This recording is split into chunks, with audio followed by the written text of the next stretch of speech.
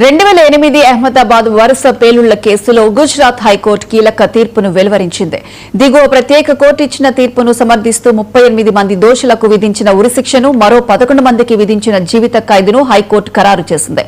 ఈ మేరకు దోషులు దాఖలు చేసిన అన్ని అప్పీళ్లను ధర్మాసనం కొట్టివేసింది.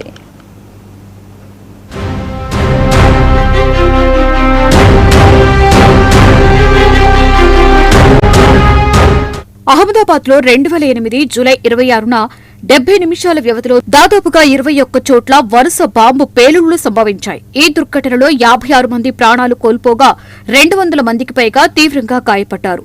మొత్తం 49 మంది దోషులకు ప్రత్యేక కోర్టు 2022 ఫిబ్రవరిలో శిక్షను ఖరారు చేసింది.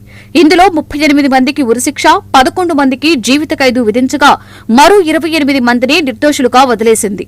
ఈ తీర్పుపై నిందితులు హైకోర్టును ఆశ్రయించారు. ప్రభుత్వం దాఖలు చేసిన పిటిషన్లను విచారించిన జస్టిస్ ఏవై కొకే, జస్టిస్ సమీర్ దవేదలతో కూడిన డివిజన్ బెంచ్ దిగువ కోర్టు తీర్పును యథాతథంగా సమర్థిస్తున్నట్లు ప్రకటించింది. తేలిన వారు ఇండియన్ మజుహిదీస్ మరియు సిమీ ఉగ్రవాద సంస్థలకు చెందిన సభ్యులు.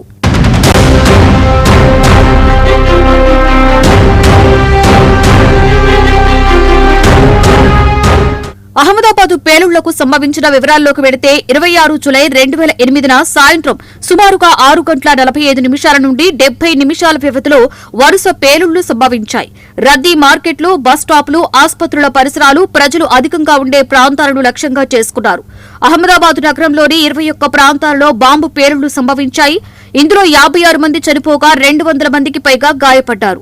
పేలుళ్ల తరువాత గాయపడిన వారిని తరలించిన ఎల్జీ ఆసుపత్రి, సివిల్ ఆసుపత్రి వద్ద కూడా బాంబులు అమర్చారు. కొన్ని పేలుక మరికొన్ని బాంబులను నిర్వీర్యం చేశారు. దీంతో సహాయక చర్యలను కూడా నిందితులు లక్ష్యంగా చేసుకుని కూడా కుట్ర పన్నినట్లు దర్యాప్తులో తేలింది. ఘటన జరిగిన కొద్ది నిమిషాలకు ముందు దేశంలోని పలు మీడియా సంస్థలకు ఇండియన్ ముజాహిదీస్ పేరిట బెదిరింపు ఈమెయిల్ పంపారు. దాంతో గుజరాత్ పోలీసులతో పాటుగా పలు కేంద్ర దర్యాప్తు సంస్థలు విస్తృతంగా విచారణ చేపట్టాయి. దేశంలోని పలు రాష్ట్రాలలో అరెస్టులు జరిగాయి. ఈ కేసులో మొత్తం 77 మందికి పైగా విచారణ జరిగింది. అందులో 49 మంది దోషులుగా, 28 మంది నిర్దోషులుగా ప్రత్యేక కోర్టు తీర్పు ఇచ్చింది.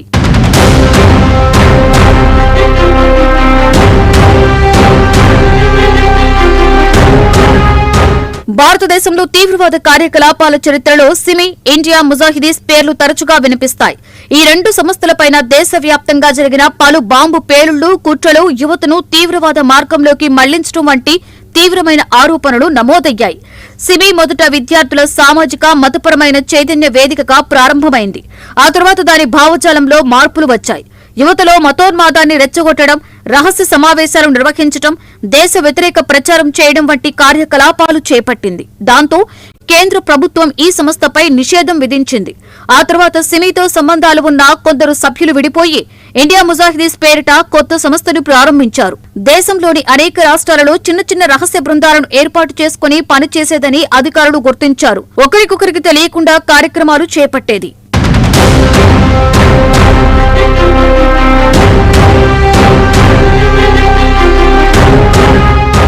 ఇప్పుడు మనం మాట్లాడుకుంటున్న అహ్మదాబాద్ పేలుళ్లతో పాటుగా గత 2 దశాబ్దాలుగా అనేక చర్యలకు పాల్పడింది. 2007 ఉత్తరప్రదేశ్లోని వారణాసి, ఫైజాబాద్, లక్నో నగరాలలోని న్యాయస్థానాల ప్రాంగణాలలో వరుస పేలుళ్లు జరిగాయి. న్యాయవాదులు, సాధారణ ప్రజలే లక్ష్యంగా ఈ దాడులు జరిగినట్లు దర్యాప్తు సంస్థలు పేర్కొన్నాయి. 2008లో బెంగళూరు, ఢిల్లీలో, 2010లో పూణేలో పేలుళ్ల సంఘటనలో ఈ సంస్థ పాత్ర ఉంది. జన సామర్థ్యం అధికంగా ఉండే ప్రాంతాలను లక్ష్యంగా ఎంచుకోవడం, తక్కువ వ్యవధిలో అనేక చోట్ల పేలుళ్లు జరిపి భయాందోళనలు సృష్టించడం, సైకిళ్లు, సంచులు లేదా ఇతర వస్తువులలో పేలుడు పదార్థాలు దాచిపెట్టడం, పేలుళ్లకి ముందు లేదా ఆ తర్వాత బాధ్యత స్వీకరిస్తూ బెదిరింపు సందేశాలు పంపడం వంటి చర్యలకు పాల్పడుతోంది.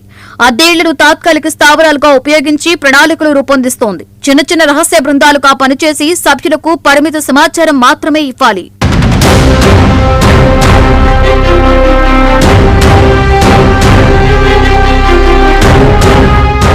వరుస పేలుళ్లతో దేశంలో భయాందోళనలు సృష్టించిన ఉగ్రవాద వలయాలపై దర్యాప్తు సంస్థలు చేపట్టిన చర్యలు, అనంతరం జరిగిన న్యాయ విచారణలు భారత భద్రతా వ్యవస్థలకు పెద్ద సవాలుగా నిలిచాయి. అహ్మదాబాద్ పేలుళ్ల కేసులో గుజరాత్ హైకోర్టు తీర్పు ఉగ్రవాద నేరాలకు సంబంధించిన న్యాయ ప్రక్రియలో మరో కీలక మైలురాయిగా నిలిచింది.